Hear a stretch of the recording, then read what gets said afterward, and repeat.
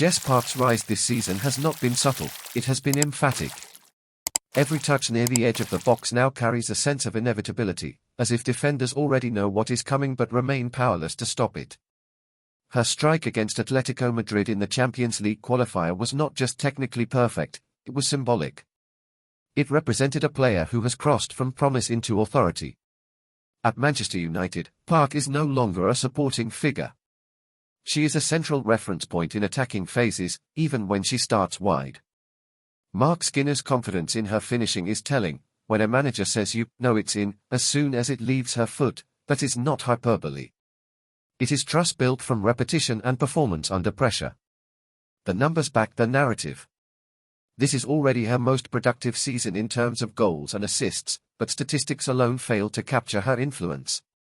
She is dictating tempo in the final third, manipulating space, and accelerating attacks with minimal touches. Her decision-making has matured alongside her technical execution. Yet club dominance does not automatically translate into international clarity. England's Lionesses are approaching their first fixtures of 2026 with momentum of their own, but integrating an in-form player is rarely as simple as selecting her. The system, the chemistry, and the rhythm all matter at international level. Sarina Wiegman faces a delicate challenge. She must maximize Park's form without destabilizing the balance that brought previous tournament success. Unlike club football, there are no months of daily sessions to refine positional nuances. There is limited time and immediate expectation. The core question is not whether Park deserves a bigger role, she clearly does. The real question is how England can adjust around her strengths without compromising collective structure. That is where tactical intelligence, not sentiment, must guide decisions. A shift in identity. Earlier in her career at Manchester City, Park operated primarily as a central midfielder or classic number 10.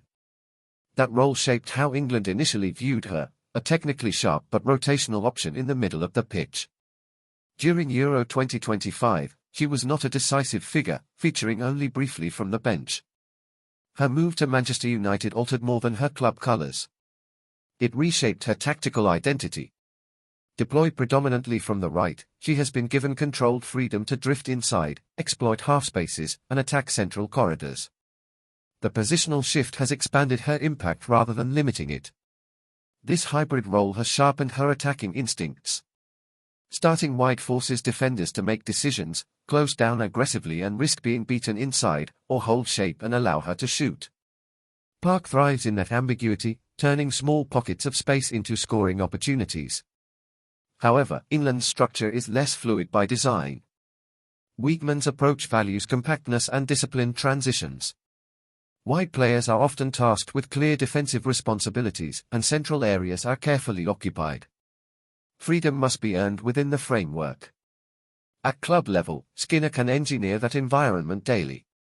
Through transfers, tactical drills, and match-specific adjustments, he has built a context where Park's instincts flourish. International football offers no such luxury of sustained tailoring. For England, the challenge is not copying United's blueprint. It is extracting the essence of what makes Park effective, her timing, her spatial awareness, her decisiveness, and embedding those qualities into a different collective rhythm.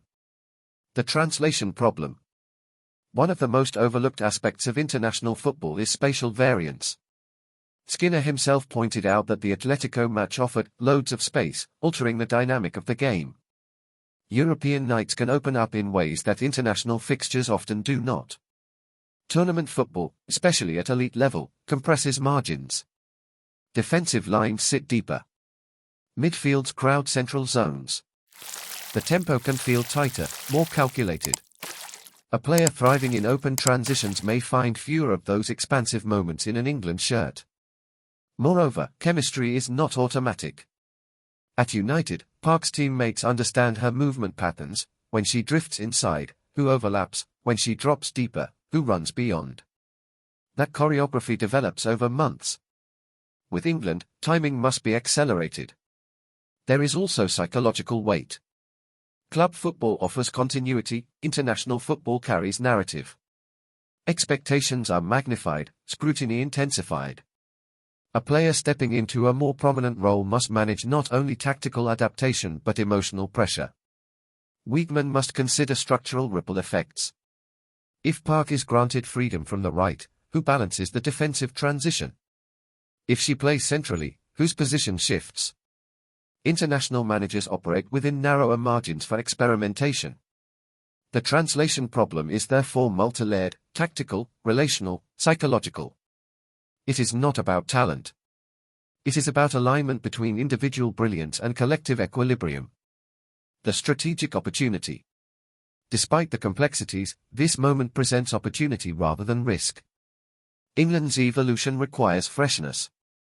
Tournament cycles demand reinvention to stay ahead of tactical trends across Europe. Park represents not just form, but potential recalibration. One pathway is situational deployment. Rather than locking her into a rigid role, Wiegman could vary her starting position depending on opponent profile.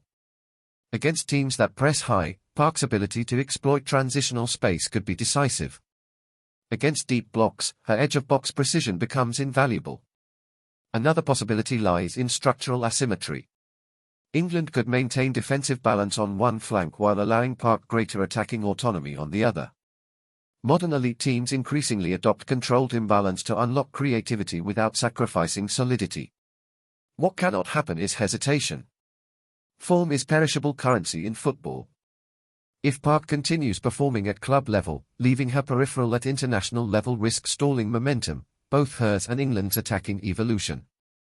Ultimately, the Lionesses do not need to reinvent themselves for Jess Park. They need to recognize what her current trajectory represents, a player entering her prime with confidence, output, and tactical intelligence aligned. If Wiegman finds the correct integration point, England will not simply benefit from Park's form. They may redefine their attacking identity around it, and that could prove decisive in 2026 and beyond.